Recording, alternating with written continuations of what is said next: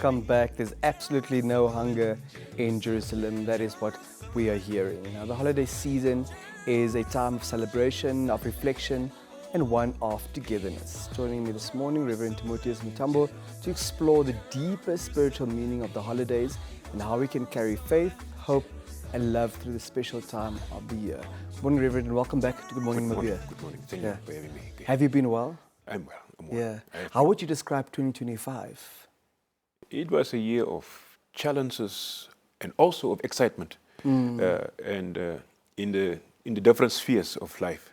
So I will say that I personally did not achieve all my expectations, but we have another chance again in the new year. Absolutely, absolutely. Now, before we get to the new year, we're of course in the middle of what is known as the festive season. From a spiritual perspective, because that's often where we lose focus, what does this symbolize? What does this mean? What does this signify, Reverend? Yeah, thank you. This season, most of us are running around. It's festive, and we are excited. But it's a sacred time for a sacred pause to do reflection and to do stock taking about one's own life journey throughout this year. So that's and to think about renewal. Maybe there were moments of darkness, but now it's to step over into the light, that light which is Jesus Christ, the Son of God, who was born for us during this season. So it is a pause, and it is to do realignment, spiritual realignment about yourself. And in the midst of the hype and the chaos, it is time to withdraw a bit and do reflection about with yourself and your family and the loved ones. Now, Reverend, hearing you say that at the heart of this time is the reflection, is the sense of renewal. But very often we catch ourselves exhausted, depleted after such a long year. And we also may lose focus that we touched on earlier. How amidst the stress, how amidst the chaos, how amidst the anxiety does one remain focused, and can individuals retain a sense of spiritual calm? Yeah. As I said before, it is a time just to withdraw a bit and to go on serious meditation and to focus on yourself, which is within. You see, there are many people going through different challenges, even at this time. We have families breaking apart. We have financial challenges.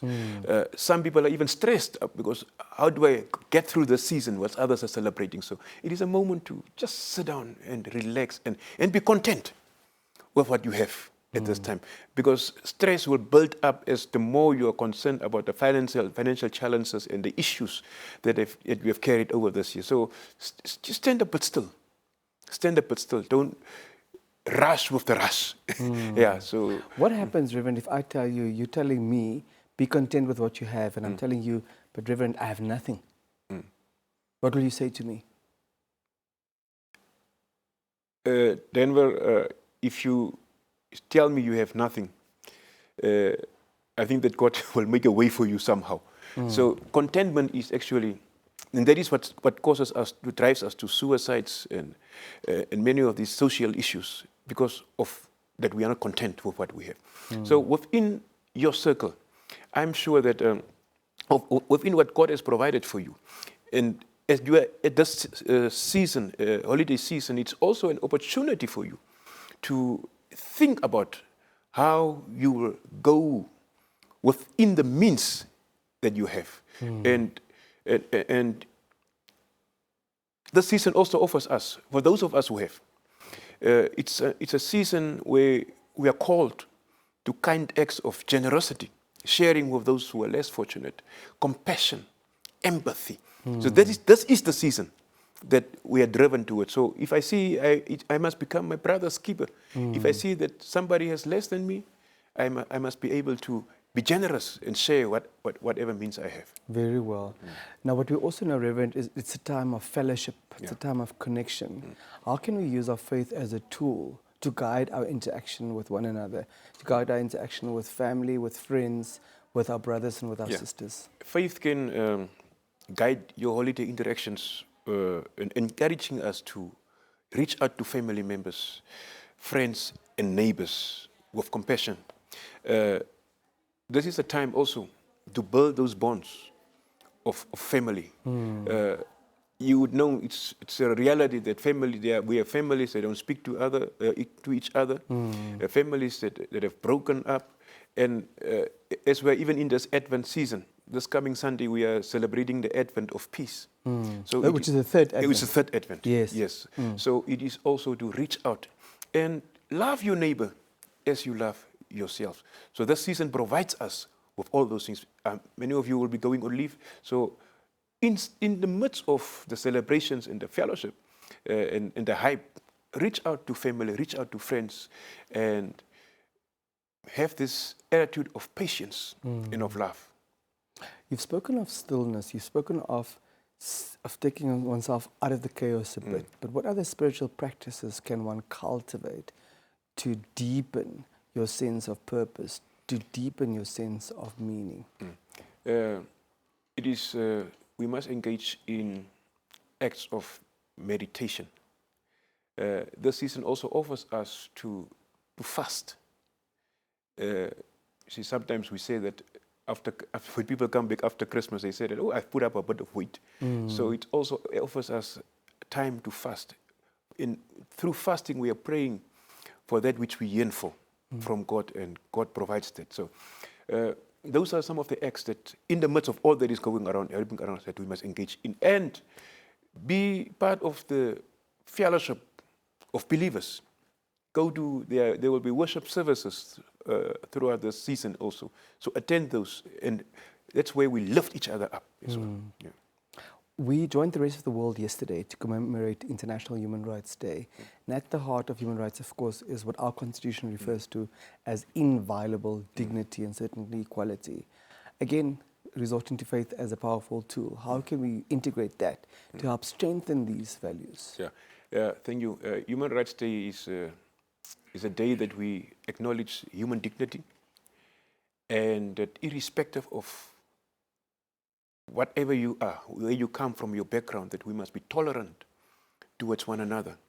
So this season offers us, and as Human Rights Day, as we celebrated Human Rights Day, this season also offers us a moment, a chance, an opportunity to be tolerant towards one another, to love one another, to be my brother's keeper. And when we talk about dignity, especially in this season where we are having barbecues and we have eat-outs and cook-outs, poikies, look out for those who are less fortunate.